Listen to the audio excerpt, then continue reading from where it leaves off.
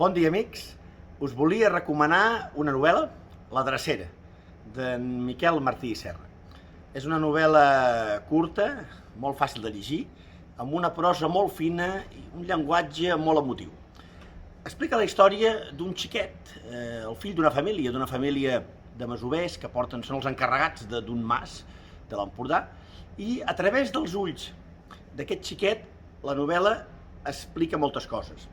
Explica les relacions entre la família dels masovers i la família que són els amos, explica les relacions socials que hi ha en aquella comarca, explica també tots uns canvis que tenen lloc al voltant, un procés d'urbanització, uns masos que desapareixen, i també explica, i és el fil conductor del llibre, el creixement d'aquest xiquet i el trànsit cap a l'adolescència.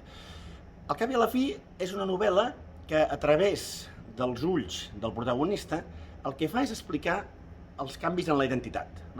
D'aquí que l'autor fa una cosa molt acertada i és comença amb un poema d'en Josep Carner, L'Ajagut a la platja, que acaba amb 3 versets: en els ulls i el cor de bat a bat, l'infinit somriure del que dura, els canvis tot voltant la identitat. Els canvis tot voltant la identitat. Aquest és el fil conductor i el que en Miquel Martín ens explica molt bé, d'una manera excel·lent, en aquesta novel·la. Bona diada de Sant Jordi a tots.